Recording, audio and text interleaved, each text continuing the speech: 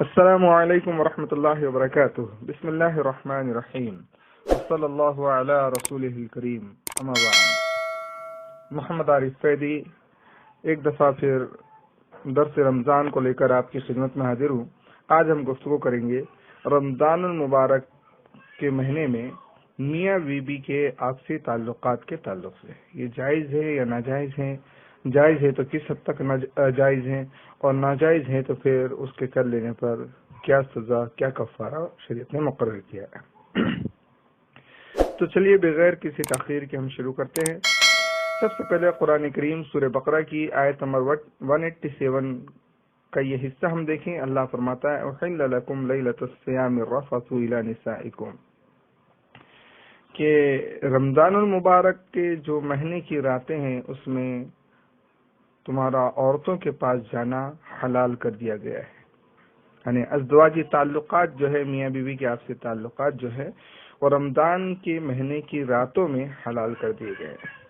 صحیح بخاری کتاب التفسیر میں اس آیت کی تفسیر میں حضرت براء ابن عازب رضی اللہ تعالی عنہ سے مروی ہے کہ جب روزے فرض ہوئے تھے نا، تو صحابہ اکرام جو تھے وہ پورا مہینہ عورتوں کے پاس نہیں جاتے تھے، دن کو بھی نہیں، رات کو بھی نہیں.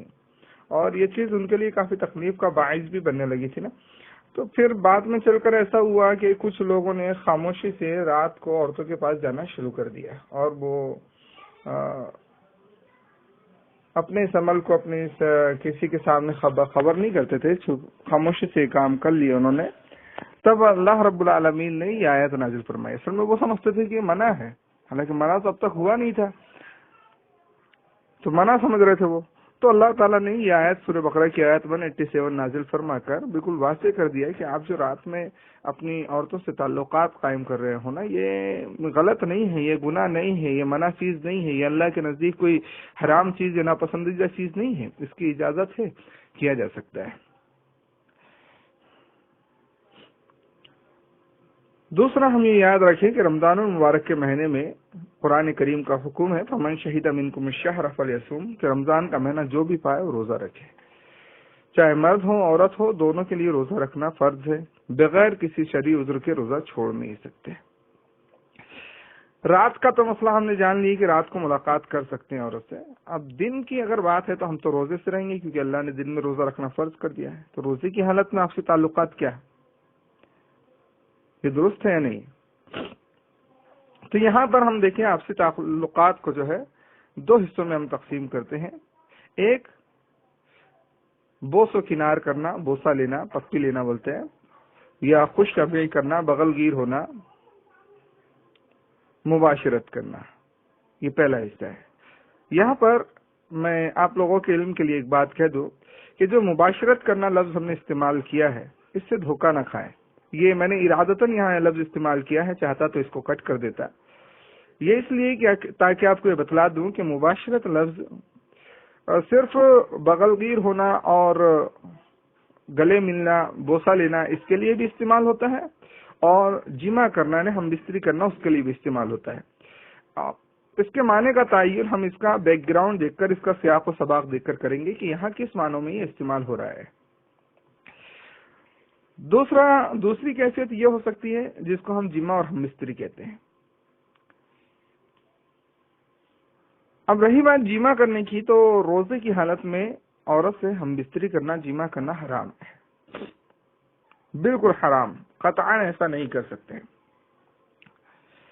اگر کسی شخص نے روزے کی حالت میں جمع کیا تو 5 طرح کے احکامات ان پر نافذ ہوتے ہیں. بڑے میں شارٹ میں بتلاتے چل رہا ہوں، دیکھیے وائس سے لمبی ہو جاتی ہے اکثر. 5 طریقے کے. نمبر 1، میاں بیوی دونوں گنہگار ہوں گے، دونوں گنہگار ہوں گے جنہوں نے یہ عمل کیا ہے. بعض لوگوں نے یہاں کہا ہے کہ اگر بیوی اس چیز کے لیے راضی نہ ہو، عورت نے زبردستی کی ہو، تو بیوی گنہگار نہیں ہوگی. بعض لوگوں کا ایسا نظریہ ہے، لیکن عمومی طور پر اہل علم یہی کہتے ہیں کہ دونوں گنہگار ہوں گے. نمبر 2، دونوں کا روزہ ٹوٹ جائے گا. جی، میاں بیوی دونوں کا روزہ ٹوٹ جائے گا. نمبر 3، دونوں جب ایسی حرکت کر لیتے ہیں تو ان کا روزہ ٹوٹ جاتا ہے، لیکن روزہ ٹوٹنے کے باوجود بھی وہ اس دن کچھ کھائیں گے پیئیں گے نہیں. بالکل نہیں کھائیں گے پئیں گے، بلکہ پرہیز کریں گے کھانے پینے سے. حالانکہ وہ روزے سے نہیں ہے لیکن اس کے باوجود بھی کھانے پینے سے وہ پرہیز کریں گے. نمبر 4، دونوں کے اوپر روزے کی قضا لازمی ہوگی. نمبر 5، مرد کو اس حرکت کا جرمانہ کفارہ ادا کرنا ہوگا. جی ہاں، یہ کام فقط مرد کو کرنا ہے، یہی اکثر اہل علم کی رائے ہے، کیونکہ اللہ کے رسول صلی اللہ علیہ وسلم کے پاس جب اس طرح کے معاملے آئے تھے تو نبی صلی اللہ علیہ وسلم نے بھی صرف مرد کو ہی اسی بات کا حکم دیا تھا. عورت کو آپ صلی اللہ علیہ وسلم اس چیز کا حکم نہیں دیے، جس سے اس بات کا ثبوت نکلتا ہے کہ کفارہ ادا کرنا ہے مرد کی ذمہ داری ہے. کفارہ کیا ہے؟ بہت سخت کفارہ شریعت نے مقرر کیا ہے. صحیح بخاری کی حدیث نمبر 1833 اور 1834، اس طرح صحیح مسلم کے اندر 1111 اور 1112 میں ایک طویل حدیث ابو ہریرہ رضی اللہ تعالیٰ عنہ کے راوی ہے، اس میں کفارہ ذکر کیا گیا ہے. کفارہ یہ بیان کیا گیا ہے کہ نمبر 1، ایک غلام آزاد کیا جائے. اگر اس کی طاقت نہ ہو تو 2 مہینے کے مسلسل روزے رکھا جائے. مسلسل 2 مہینے کے روزے، بیچ میں کبھی نہیں چھوڑنا ہے. اگر اس کی بھی طاقت نہ ہو تو 60 مسکینوں کو کھانا کھلایا جائے. یہ ہے رمضان کے مہینے میں روزے کی حالت میں اپنی بیوی سے ہم بستری کر لینے کا گناہ. یاد رکھیں، گنہگار دونوں ہوں گے، روزہ دونوں کا ٹوٹے گا، دونوں پر قضا لازم آئے گی، دونوں اس دن کچھ کھائیں گے پئیں گے نہیں، لیکن کفارہ وہ مرد پہ ہے. یہاں پر یہ بھی یاد رکھیں کہ یہ جو ہے نا صرف رمضان کے روزوں کے بارے میں، یعنی کہ مطلب فرض روزے میں کوئی ہم بستری کرتے ہیں تو نفل روزے میں کوئی شخص اپنی عورت سے ہم بستری کر لیتا ہے، جماع کر لیتا ہے، تو اس سے روزہ تو ٹوٹ جائے گا، ٹھیک ہے، لیکن اس پر کفارہ نہیں ہے. اب دوسری شکل بوسہ کنار کرنا، خوشخبری طبیعی کے لیے، یعنی گلے ملنا، بوسہ لینا، ہے نا، بغل گیر ہو جانا. تو اس کا حکم یہ ہے کہ یہ عمل انسان کی طبیعت اور طاقت کے اوپر ہے. اگر کوئی خود پر قابو کرنے کی طاقت رکھتے ہوں تو ان کے لیے جائز ہے اپنی نفس پر قابو کرنے کی. اور اگر کوئی ایسے ہوں کہ اپنی نفس پر قابو کرنے کی طاقت نہیں رکھتے، یا تو ان کا انزال ہو جائے گا، یعنی منی نکل جائے گی، یا پھر یہ کہ وہ اس سے آگے قدم بڑھا کر ہم بستری کرنے چلے جائیں گے، تو پھر ایسوں کے لیے یہ جائز نہیں ہے. اس کے تعلق سے دو تین حدیثیں دیکھیں ہم. پہلی حدیث سنن ابی داؤد کی 2384، عن عائشہ رضی اللہ تعالی عنہا قالت کان رسول اللہ صلی اللہ علیہ وسلم یقبلنی وهو صائم وانا صائمۃ.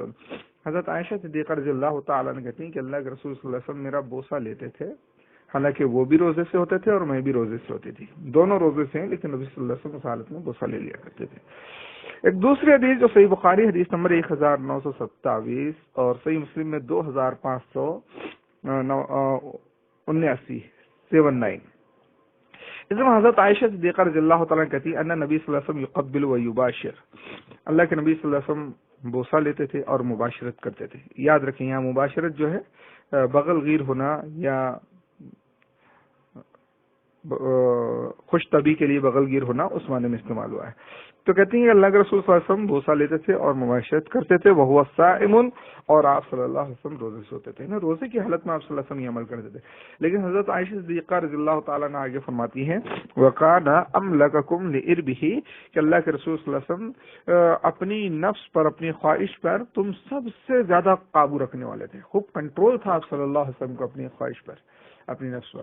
تو ایسا کوئی کنٹرول رکھنے والا شخص ہونا کہ وہ ایسا عمل کر سکتا ہے. لیکن کسی کو کنٹرول کی طاقت نہ ہو تو جی ہاں پھر اس کو پرہیز کرنا چاہیے. پرہیز کرنا چاہیے، کہیں ایسا نہ ہو کہ وہ کنٹرول نہ کر پائے اور اس کا روزہ ٹوٹ جائے. کہیں ایسا نہ ہو کہ کنٹرول نہ کر پائے اور کچھ قدم آگے بڑھا لے، روزہ بھی ٹوٹ جائے اور پھر اس کے ساتھ ہی کفارہ بھی اس پر آ جائے. ایسا نہ ہو. تیسری حدیث ابو ہریرہ رضی اللہ تعالیٰ عنہ کہتے ہیں، یہ حدیث سنن ابی داؤد کی 2387 نمبر ہے، ان رجلا سأل النبی صلی اللہ علیہ وسلم عن المباشرۃ للصائم، کہ ایک آدمی نے اللہ کے رسول صلی اللہ علیہ وسلم سے روزے کی حالت میں مباشرت کے بارے میں سوال کیا کہ کر سکتے یا نہیں. فرخص له، تو اللہ کے رسول صلی اللہ علیہ وسلم نے اس کو اجازت دے دی، رخصت دی کہ کر سکتے ہو آپ. وَأَعْطَاهُ آخر، دوسرا آدمی آیا فسأله اسی بارے میں اس نے بھی سوال کیا، فنہاہ، اللہ کے رسول صلی اللہ علیہ وسلم نے اس کو منع کر دیا۔ ابو رضی اللہ تعالیٰ کہتے ہیں فَإِذَا الَّذِي رَخَّصَ لَهُ شیخ، جو اس کو اجازت دے دی اللہ کے رسول صلی اللہ علیہ وسلم نے، وہ عمر دراز آدمی تھا، بزرگ تھا، بوڑھا تھا۔ وَالَّذِي نَهَاهُ شَابٌ، اور جس کو منع کر دیا وہ بالکل نوجوان تھا۔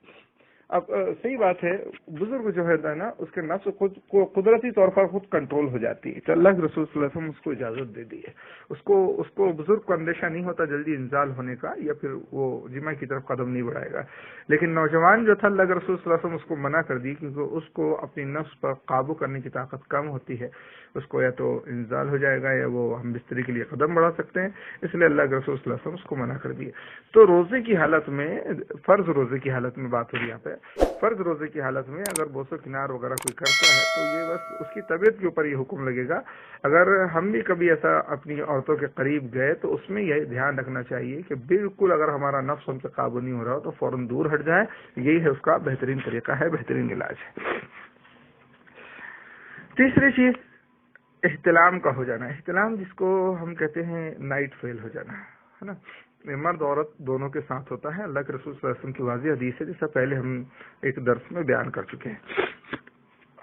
تو احتلام کیا ہے نا، یہ ایک ذریعہ بنایا ہے اللہ تبارک تعالیٰ نے مرد اور عورت کی جنسی طاقت کو زائل کرنے کا، جی ایک اس کے نفس کو ایک ٹھنڈا کرنے کا، کنٹرول کرنے کا اللہ تبارک تعالیٰ نے ایک ذریعہ بنایا ہے۔ اور یہ چیز جو ہے انسان کے اپنے کنٹرول میں نہیں ہے، کیونکہ یہ نیند میں ہوتا ہے نا، احتلام نائٹ فیل بولتے ہیں ہم اس کو عرفہ میں، آدمی سویا رہتا ہے اور نیند کی حالت میں اس کی منی کا اخراج ہو جاتا ہے۔ اور یہ چیز ہر انسان کی طبیعت کے اوپر رہتا ہے، اس کی طبیعت کی نرمی گرمی، اس کی قوت شہوت کے اوپر، کسی کو بہت زیادہ ہوتا ہے، کسی کو کم ہوتا ہے۔ اور کیونکہ انسان کا اپنا کوئی اس پر اختیار نہیں رہتا، اپنا خود کا کوئی اس پر کنٹرول نہیں رہتا، لہذا ایسا ہو جانے کی وجہ سے اس پر کوئی مواخذہ یا کوئی گرفت بھی نہیں ہے۔ مطلب اس کا صاف ہے کہ جب اس نے اپنے ارادے سے نہیں کیا، اس سے کوئی مواخذہ نہیں، تو اس کا روزہ نہیں ٹوٹے گا۔ اللہ تعالیٰ نے قرآن کریم میں فرمایا لا یؤاخذ اللہ نفسا الا وسعها، کہ اللہ تعالیٰ آپ سے آپ کی طاقت کے باہر کے جو حرکتیں عمل ہیں نا اس پر مواخذہ نہیں کرے گا، اور یہ انسان کی طاقت کے باہر ہے، اس کا نفس اس پر قابو نہیں رکھتا ہے۔ دوسری حضرت عائشہ رضی اللہ تعالیٰ عنہ سے مروی ایک روایت ہے، اور یہی روایت حضرت علی رضی اللہ تعالیٰ عنہ سے مروی ہے کہ اللہ کے رسول صلی اللہ علیہ وسلم نے فرمایا رفع القلم عن ثلاثۃ، کہ 3 لوگوں سے قلم اٹھا لیا جاتا ہے نا، ان کی کوئی نیکی برائی کچھ بھی نہیں لکھی جاتی، وہ 3 لوگوں سے قلم اٹھا لیا جاتا ہے۔ ان میں سے کون ہے؟ عن النائم حتی یستیقظ، سویا ہوا شخص یہاں تک کہ وہ جاگ جائے، وعن الصغیر حتی یکبر، اور بچہ جب تک کہ وہ بالغ نہ ہو جائے، بڑا نہ ہو جائے، وعن المجنون حتی یعقل، اور پاگل شخص جب تک کہ اس کو عقل نہ آ جائے۔ یہ 3 لوگوں سے کوئی اگر بچے سے بچپنے میں یا پاگل سے پاگل پن کے دورے میں اور سوئے ہوئے سے نیند کی حالت میں کوئی بھی عمل ہوتا ہے تو وہ عمل پر ان سے کوئی مواخذہ نہیں ہے۔ تو احتلام جو ہوتا ہے یہ نیند کی حالت میں ہوتا ہے، لہٰذا اس پر کوئی مواخذہ نہیں ہے۔ اگر کسی روزے دار سے ہو جاتا ہے تو روزہ اس کا نہیں ٹوٹے گا۔ اچھا، اس میں دوسری چیز ہم اور جوڑ لیتے ہیں اپنے علم کے لیے، اگر کوئی شخص ارادتاً ایسا کرتا ہے، یعنی جان بوجھ کر اپنی منی کا اخراج کرتا ہے، تو پھر اس کو کیا کریں گے؟ تو جی ہاں، وہ شخص گنہگار ہوگا، مجرم ہے، وہ گنہگار ہے، اس کو توبہ کرنا چاہیے، معافی مانگنا چاہیے۔ نمبر 2 یہ کہ اس کا روزہ ٹوٹ بھی جائے گا۔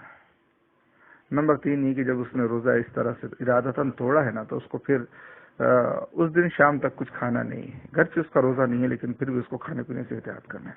نمبر 4 یہ کہ اس کو بھی قضا کرنی ہوگی اس روزے کی، اور نمبر 5 یہ کہ اس پر کفارہ نہیں ہوگا۔ کفارہ اس لیے نہیں ہوگا کیونکہ اس نے ہم بستری نہیں کی، جمع نہیں کیا ہے، ہم بستری اور جمع کرنے والے پر کفارہ ہوتا ہے۔ یاد رکھیں یہ حکم جو ہے مرد اور عورت دونوں کے لیے، کوئی عورت بھی اس طرح کی حرکت کر جائے تو اس پر بھی یہی سب حکم نافذ ہوں گے۔ اور روزے کے بارے میں ہم یہ جانتے ہیں نا کہ روزہ نام ہے کھانے پینا چھوڑ دینا اور شہوت کی چیزیں چھوڑ دینے سے، اس لیے صحیح بخاری کی حدیث نمبر 7492 میں ہے، اللہ کے رسول صلی اللہ علیہ وسلم فرماتے ہیں، اللہ تعالیٰ کہتا ہے، یعنی حدیث قدسی ہے، یقول اللہ عز وجل، اللہ عز وجل فرماتے ہیں، الصوم لی وانا اجزی بہ، روزے دار نے روزہ میرے لیے رکھا ہے، میں ہی اس کو بدلہ عطا فرماؤں گا، یدعو شہوتہ واکلہ وشربہ من اجلی، اس نے میرے خاطر شہوت چھوڑ دی، کھانا پینا چھوڑ دیا ہے. یعنی روزہ نام ہے شہوت کو چھوڑنے اور کھانا پینا چھوڑنے کا. اگر کوئی کھا لے تو اس کا روزہ ٹوٹ جاتا ہے, اگر کوئی پی لے تو روزہ ٹوٹ جاتا ہے. اسی طرح اگر کوئی شہوت کرے روزے کی حالت میں تو روزہ ٹوٹ جائے گا. اور ارادتاً منی کو نکالنا ہے, یہ شہوت کی حالت میں ہوتا ہے. کوئی ایسا کرتا ہے تو اس کا روزہ ٹوٹ جائے گا. اسی طرح اگر کبھی ایسا ہو کہ کوئی شخص ارادتاً کوئی شہوت بھرے منظر کو دیکھتا ہے اور اس کے دیکھنے میں وہ دلچسپی لے رہا ہے اور اس دوران اس کی منی کا اخراج ہو جاتا ہے, تو اس شخص کا بھی روزہ ٹوٹ جائے گا, کیونکہ اس عمل میں اس کی اپنی طاقت کا دخل ہے, اپنی ارادے کا دخل ہے. قرآن کریم سورہ نور میں اللہ نے حکم دیا ہے کہ مومنوں سے کہہ دے کہ وہ اپنی نگاہوں کو نیچی رکھیں اور اپنی شرمگاہوں کی حفاظت کریں. ایسا ہی حکم مومنہ خواتین کو بھی دیا گیا ہے کہ نگاہ نیچے رکھے اور شرمگاہ کی حفاظت کریں. اگر کوئی ایسا منظر ہمارے سامنے آ رہا ہے اور ہم دلچسپی کے ساتھ اس کو دیکھ رہے ہیں اور اسی دیکھنے میں ہماری شہوت غالب آتی ہے اور منی کا انزال ہو جاتا ہے, تو جی ہم اس روزے کو توڑنے والے بن گئے, ہم گنہگار بھی ہوئے, ہم کو اس روزے کی قضا بھی کرنی ہوگی اور اس دن کھانے پینے سے احتیاط بھی کرنا ہوگا. یہ چند ایک باتیں میں نے آپ کی خدمت میں رکھی ہے. اس تعلق سے کوئی آپ کا سوال ہو تو ہمارا واٹس ایپ نمبر 8458979915, اس واٹس ایپ نمبر پر میسج کر آپ سوال کر سکتے ہیں. دعا ہے اللہ تعالیٰ